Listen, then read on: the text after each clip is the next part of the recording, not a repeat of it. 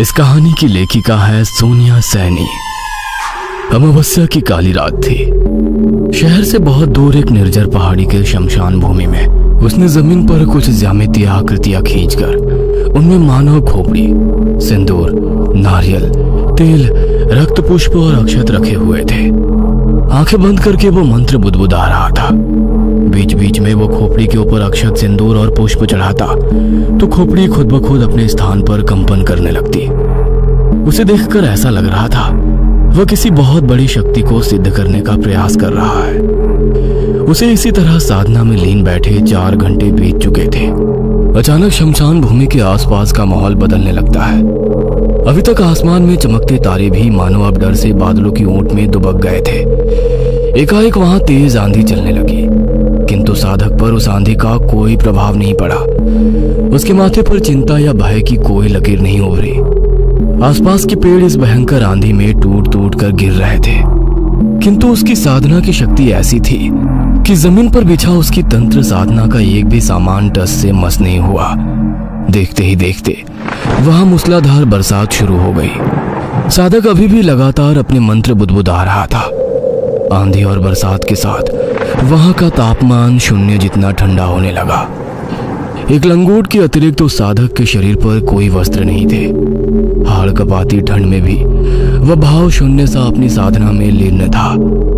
ठंड से उसका शरीर नीला पड़ रहा था, किंतु उसके चेहरे पर अभी भी कोई भाव नहीं आ रहे थे। तभी वातावरण में एक साथ कई सारे प्रेतों के हंसने रोने की भयानक आवाजें गूंजने लगी। अब तो शमशान के दूसरे छोर पर गुप्त कैमरा लगाकर वीडियो रिकॉर्ड करते अनय के हाथ पांव भी ठंडे पड़ने लगे थे।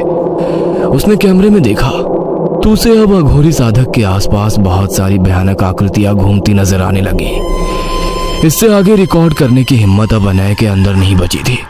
उसके हाथ पैर कपकपा रहे थे, लेकिन इस समय वो वहां से बाहर भी नहीं निकल सकता था, क्योंकि हर तरफ प्रेत घूम रहे थे और किसी भी सामान्य व्यक्ति का खुली आंखों से प्रेत देख लेना खून जमा देने के लिए काफी होता है। अनय एक ब्लॉगर था। अपने YouTube चैनल पर अद्भुत घटनाओं को दिखाने के कारण उसके पास 3 मिलियन से भी ज्यादा सब्सक्राइबर थे। अभी तक उसने अपने चैनल पर कई सारे ढोंगी तांत्रिकों ओझाओं का पर्दाफाश किया था। उसके दिमाग में हर समय यही चलता रहता कि कैसे उसका चैनल ट्रेंडिंग रहे। यार अमित, मेरे पास एक आइडिया है। तुझे पता है इस साल महाकुंभ लगने वाला है। वैसे भी ये 12 साल में एक बार लगता है। क्यों ना हम लोग भी जाकर वहाँ वीडियो रिकॉर्ड करें। मैंने सुना है बड़े बड़े साधु तपस्वी कुंभ में जरूर आते हैं। अरे यार, ये हमारे चैनल के लिए कुछ अलग होगा। क्या कहता है? अरे यार, मुझे तो तेरा ये आइडिया उतना हैपनिंग नहीं लग रहा है। कौन देखेगा तेरा महाकुंभ? यूथ को इन सब में कोई इंटरेस्ट नहीं है। अरे जहाँ तक मैं सोच रहा हूँ तो वहाँ तक पहुँच ही नहीं रहा है। तो बस सामान बांध, हम चल रहे हैं बस। अनय और अमित महाकुंभ से ब्लॉगिंग करने के लिए कुमुदराज पहुँच गए थे। नदी किनारे पहुंचकर उन्हें कई सारे जटाधारी साधु लंगोट पहने दिखाई दिए। उनके हाव भाव, रहन सहन कुछ अजीब सा था। अमित देख, वो सब साधु संत उधर बैठे हैं। मैं उनसे बात करने जा रहा हूँ, तो चुपचाप रिकॉर्ड कर लेना बस। हाँ। अरे भाई, मुझे तो उन्हें देखकर ही डर लग रहा है। क्या क्या करता है तू इस ब्लॉगिंग के चक्कर में? लेने के देने ना पड़ जाए कहीं। अमित की बात को इग्नोर करते हुए अनय बाबा के पास पहुंच जाता है। बाबा, आपने वस्त्र क्यों नहीं पहन रखे हैं? ये आपके समाज का कोई विशेष रिवाज है क्या?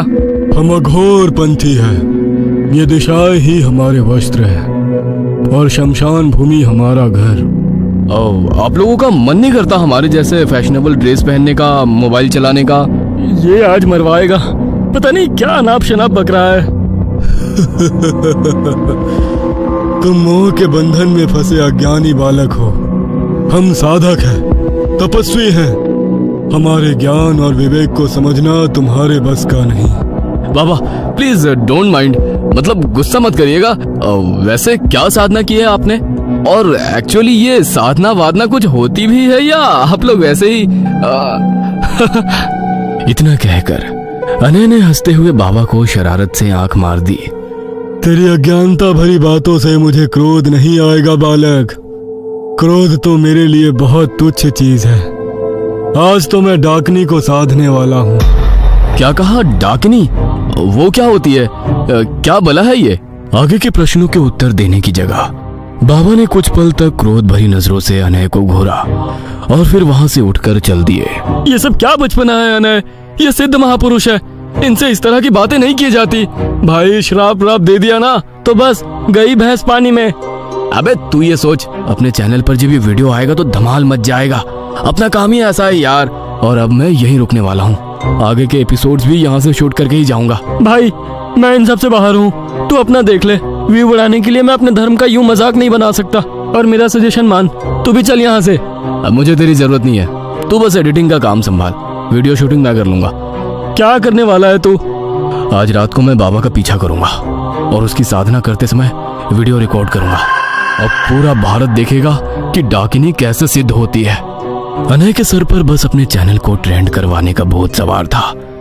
अमित के समझाने पर भी वो उसकी कोई बात सुनने को तैयार नहीं था। आधी रात को बाबा अपने कैंप से निकलकर शमशान भूमि की ओर बढ़ गए।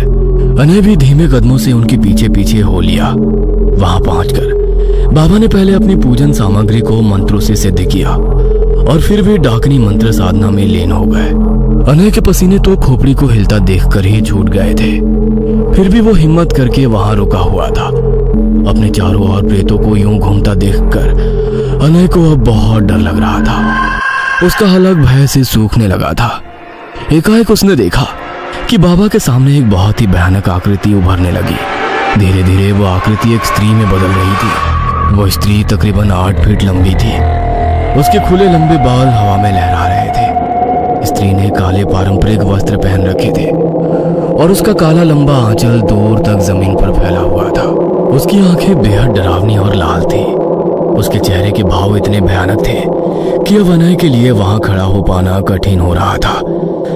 अचानक उस स्त्री ने अनय की ओर चेहरा किया और क्रोध में उसकी ओर देखा। बिजली सी गति से वो अगले ही क्षण ठीक उसके सामने पहुंच गई थी। ये देखकर अनय के हाथों से कैमरा छूटकर नीचे गिर गया और वो डर से वहीं बेहोश हो गया। अगले दिन सुबह उसकी आंख खुली तो वो अमित के सामने होटल रूम में था। हो गई तेरी मसालेदार रिकॉर्डिंग पूरी या अभी भी कुछ बाकी है? और हाँ भाई, होटल आकर भी तो सो सकता था, शमशान में कौन सोता है? मजाक मत कर यार, जो मैंने कल रात देखा उसे बताने में भी मेरी आत्मा कांप रही है। तू बस देखे बिना कैमरे से पूरा वीडियो डिलीट कर दे। अबे कुछ रिकॉर्डिंग होगा तभी तो डिलीट करूंगा, कुछ नहीं है तेरे कैमरे में। अबे तूने सोने के अलावा कुछ किया है वहाँ या भूतों के साथ नाइट आउट करने में बिजी रहा? बस सुबह तक भी जब तू नहीं लौटा तो मैं चिंता में शमशान की ओर बढ़ गया। वहाँ जाकर देखा तो जनाब मुंह खोले पड़े हुए हैं। हो गया एडवेंचर ट्रिप या कुछ और भी बाकी है? अनय अमित की बात सुनकर गहरी सोच में पड़ गया था। ऐसा कैसे हो सकता है कि कैमरे में कुछ रिकॉर्ड ही नहीं हुआ? उसने तो सब कुछ रिकॉर्ड किया था। उसी रात फ्लाइट लेकर दोनों मुंबई लौट आए थे। रात के 3 बज रहे थे। अनय अपने कमरे में सोया हुआ था। तभी उसे अपने पैरों में कुछ सनसनाहट सी महसूस होने लगी। धीरे धीरे ये सनसनाहट पूरे बदन में फैलने लगी थी। अब ये सनसनाहट उसकी बर्दाश्त से बाहर हो रही थी। अनय ने झटके से चादर को दूर फेंक कर देखा। उसके शरीर पर 1-2 नहीं, सैकड़ों छिपकलियां रेंग रही थी। ये दृश्य देखकर अनय पूरी ताकत लगाकर चिल्लाया और मिनट के चौथाई हिस्से से भी पहले कूदकर बेड से नीचे उतर गया। चीखते हुए वो उन छिपकलियों को खुद से दूर भगा रहा था। उसके जिस्म का रोआं रोआं डर से कांप रहा था। अभी भी उसे लग रहा था जैसे उसके शरीर पर छिपकलियां रेंग रही हो। वह बेसूध होकर अपने जिस्म को खरोच रहा था। उसने अपनी टी-शर्ट और पजामा भी उतारकर फेंक दिया था। अचानक उसका ध्यान आसपास की दीवारों पर गया। ये कौन सी जगह है?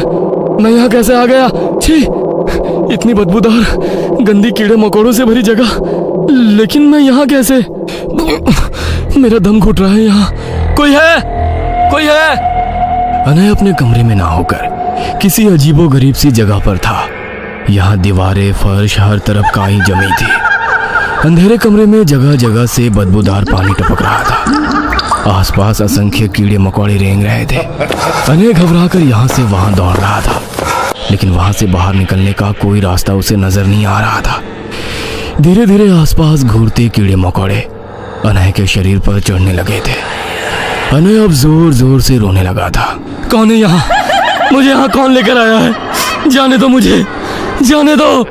कांपते हुए वो वहीं जमीन पर बैठकर अपना सर घुटनों में छिपाकर सिसकने लगता है। अनय उठ यार, अनय उठ जा प्लीज, क्या हो गया है तुझे? ये क्या हाल बना रखा है? अनय अचानक ही नींद से उठा। उसके बदन पर नाम मात्र के ही कपड़े थे। शरीर पर जगह जगह नीले काले निशान बने हुए थे। उसके अंदर से गंदी बदबू आ रही थी।